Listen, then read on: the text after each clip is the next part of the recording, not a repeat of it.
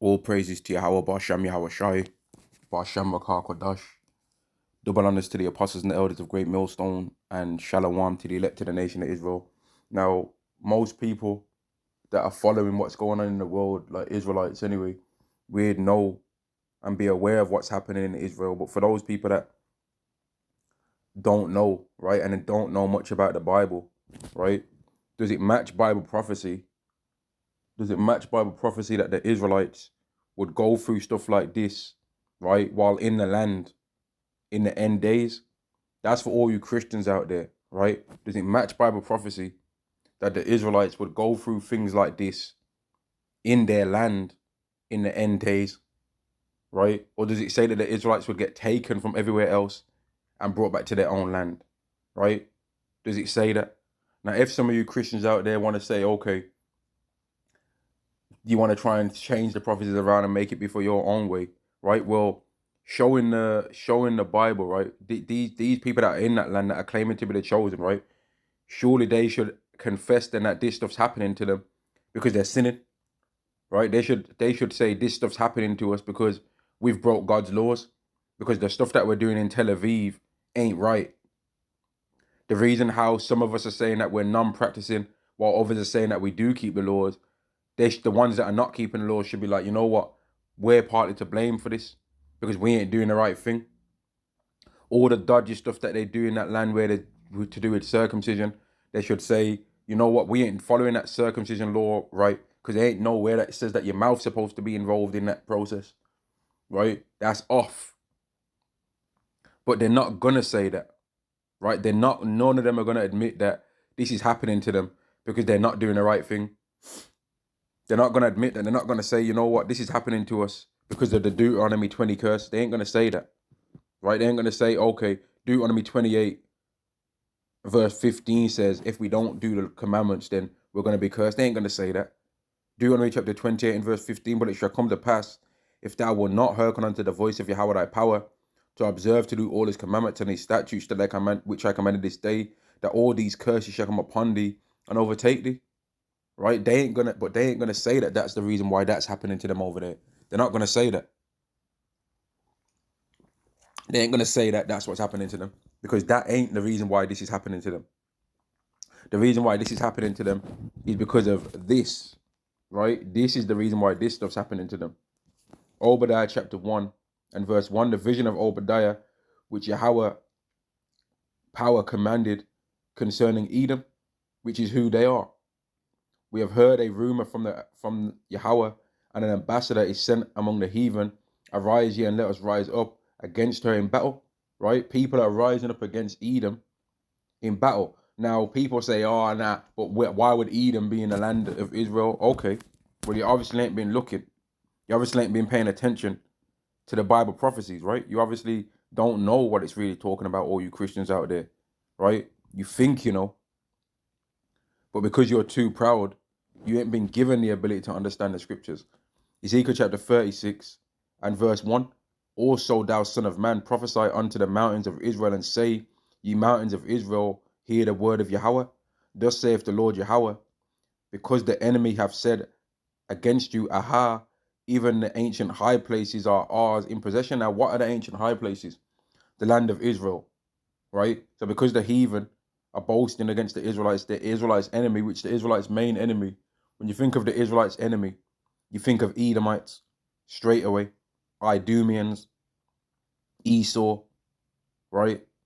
Verse 3, therefore prophesy and say, thus saith the Lord Yahweh, because they have made you desolate and swallowed you up on every side, that you might be a possession unto the residue of the heathen, and ye are taken up in the lips of talkers, and are the infamy of the people.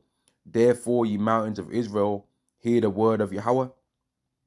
Thus saith the Lord Yahweh, to the mountains, and to the hills, and to the rivers, and to the valleys, and to the desolate wastes, and to the cities that are forsaken, which became a prey and a derision to the residue of the heathen that are round about, meaning that this is being spoken of to the actual land, man. Saying, yeah, I know that the land's fucked up right now, basically. I know that the land's messed up right now. The land's messed up right now because it's being overrun by heathens that are wicked.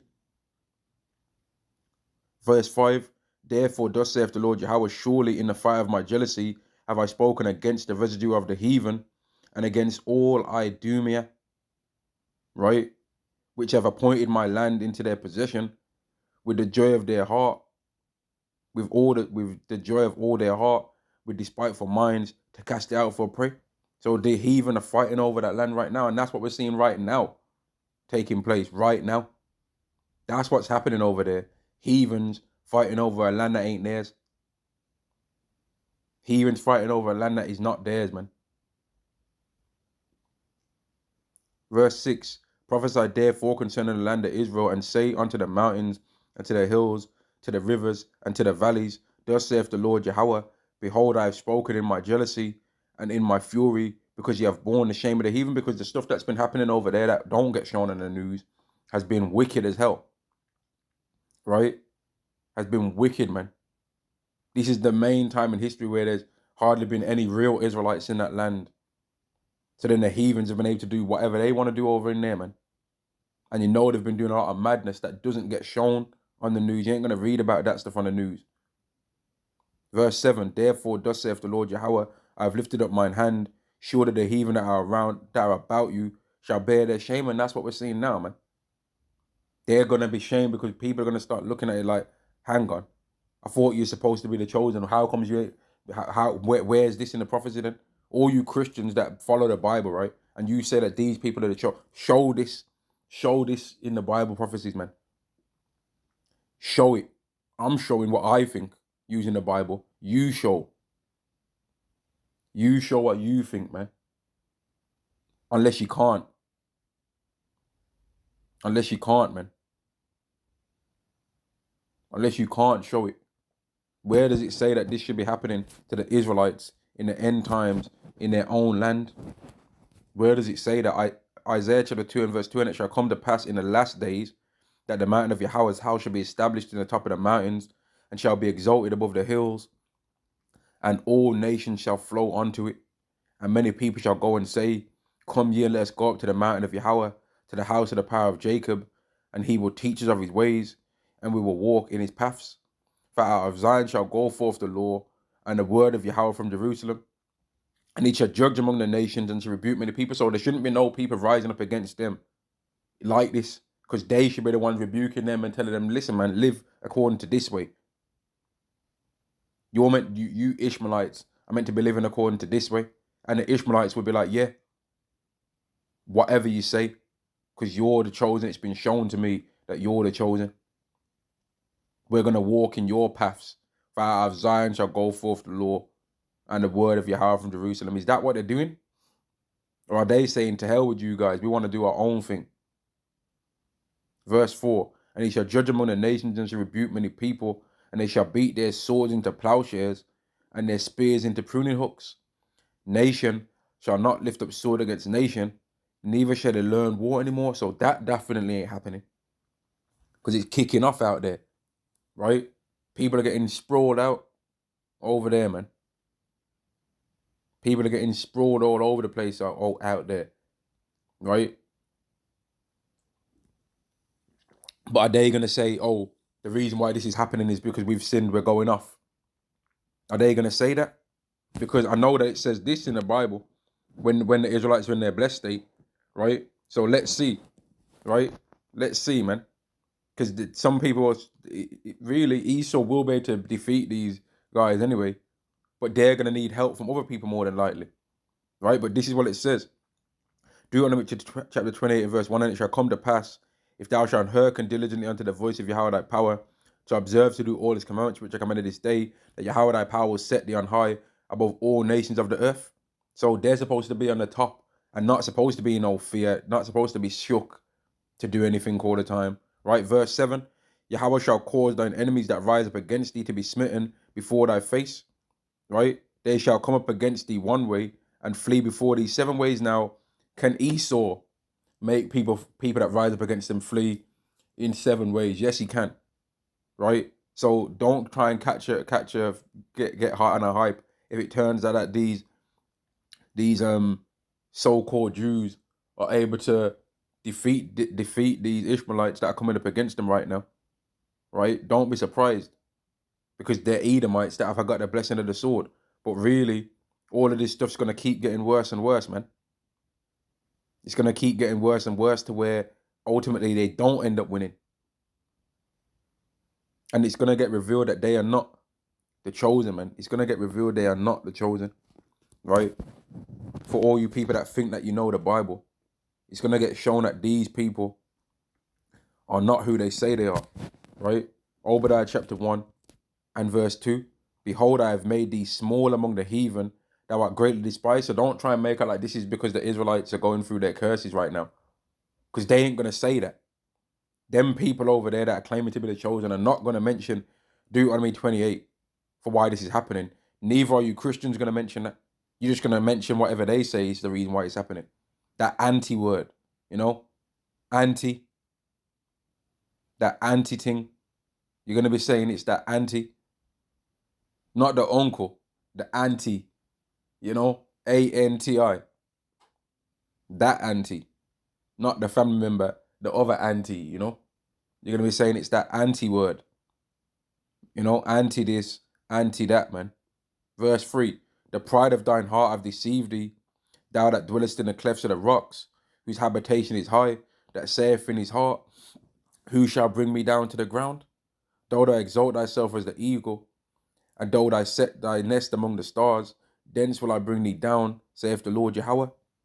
If thieves came to thee, if robbers by night, how art thou cut off? Would thou not have stolen till thou had enough? If grape gatherers came to thee, would they not leave some grapes? But it's gonna keep getting worse and worse for Esau, man. Because you know how Esau gets down anyway. If someone rises up against him, he's taking it all the way to the moon with them. So they're going to be doing a madness themselves, man. They're going to be doing a madness themselves. Because ain't nobody more violent than Esau. Ain't nobody more violent than him. They're the worst of all, man. No matter how much bogged out stuff we can see with some Elamites worshipping rats, Esau would worship a rat too. If he found the right rat or the right mice, he'd do it too. And he'd turn that into a big statue, man. And then they'd still worship all the other stuff that he worships too, and add the rat into it. He'd just put that Baffy statue, but he'd put a little mice on his lap to add it to the wickedness, man. He'd just get a sculptor to add a mice onto his lap or something, man. If he found out that he had some kind of power to worshiping rats. Verse 6. How are the things of Esau searched out? How are his hidden things sought up? All the men of thy confederacy have brought thee even to the border. The men that were at peace with thee have deceived thee and prevailed against thee. They that eat thy bread have laid a wound under thee. There is none understanding in thee. And mainly this stuff's going to happen to America, you know. Because America's the go-to of Esau when it comes to pushing out philosophies. Anyway, Russians are Edomites too. But they, for some reason, man, it's weird. Like they've got a completely different spirit to the rest of the tribes of Esau, man. They're different, you know. They're different, man. They make a lot of their wickedness be way more hidden than what the wickedness of the American Edomite does. They keep their stuff way more under wraps, to be honest with you. They're the more warrior, closer to the warrior spirit of an Edomite, man. That sword worshipping spirit. They're the closest to that. You know? Verse 8, shall I not in that day, saith Yahweh, even destroy the wise men out of Edom? Because this thing that took place, right? They were surprised by that, right? Which obviously there could be some kind of dodginess going with all of this, right? But you can't fake seeing a missile destroy something and then seeing it. Like you can't fake that like that, you know? So obviously there is some reality to it, man, but you never know with these people anyway, man. Shall not in that day, verse 8, shall I not in that day, saith Yahweh, even destroy the wise men out of Edom, and understanding out of the mount of Esau? And thy mighty men, O Teman, shall be dismayed, to the end that every one of the mount of Esau may be cut off by slaughter, because there's going to come a time where the sword that Esau's got ain't working for them no more, right? the sword's gonna be weakened, man. And how I view this in my mind when I think about how Yahweh weakens the nations, man, he's got dials, man. Obviously, this ain't what it is. I'm not saying this is what's happening at all. Let me get that clear. I'm not saying that Yahweh's got dials, that he changes the nations around, but I'm saying how I picture it in my mind. He's like he's got dials to make me understand it more, like he's got dials that he can just turn up the stats of one nation or turn down the stats in a particular thing of one nation, and Yahweh's going to turn down the ability for Edomites to be able to defend themselves. He's just going to turn that down, man. He's going to turn it up eventually, because he's going to make the Edomites come up against the Israelites, right? And he's going to allow them to slay a lot of Israelites, the real ones. But then when he sets up a standard against them, he's going to make sure that he turns the one of the Israelites either to equal or higher. Which, again, I'm not saying that there's dials in heaven that he turns up. I'm just using it as a way to understand it, that makes you understand, like, that should make it easier to understand how he's going to strengthen one nation and weaken another, man. Verse 10, for thy violence against thy brother Jacob, shame shall cover thee, and thou shalt be cut off forever. So this is why this stuff's happening to them over there, because of all the stuff they've did to us. Now, they ain't going to want to accept that, but this is why it's happening, man. And this is why it's going to keep getting worse and worse. And they're still not going to repent and say, you know what, let's just get out of this land and give it to the real owners of it. They ain't going to say that. They're going to say, nah, man, everyone's anti this. Everyone's anti. They ain't going to say, you know what, man, we need to just give up, man. Maybe we'll get a blessing from the Lord. They know there ain't no blessing coming from it. So they've got no choice but to do this. They ain't got no choice. There's no other way for them to get what they want, or for them to attempt to get what, or come close to what they want, other than being as wicked as they are. There's no other choice, man. This is their only hope. Ain't you heard how they talk in the scriptures? This is how they talk. This is how they think. Right? Wisdom of Solomon chapter 2 and verse 11. Let our strength be the law of justice, for that which is feeble is found to be nothing worth. So you know that they're going to turn up against what's happened to them. And they already have been, man. They've already made missions that they've gave names and all that. You know they're going to turn up the heat, because that's all they know. That's all they know, man. They tell the people in this world violence don't solve anything, but they don't believe that. They're about to get real violent round here. They're about to show that they damn near are the father of violence, which really they are, man. If going back to Cain, man, Cain was the first person to get violent, and he's more closely connected to them than you would think.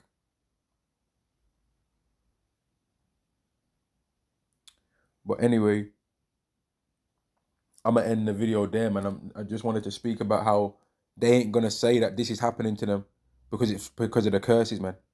They ain't gonna say that. They won't say that. You will not hear them say this is happening to us because of the curses. And if they do come out to try and say that, we'll be able to prove that, okay, well, how comes all these other things are happening too? So it would behove them to just stay in their lane and pretend that their prophecies are some next way. Because if they try and say that the prophecies are the way that we say, then we'll be able to expose them as liars even more than we already do, man. I'm going to end the lesson there. Shalom to the elect of the nation of Israel. All praises to Yahweh Ba'asham Yahweh Shai. Ba'asham Rakah Kodash. Shalom.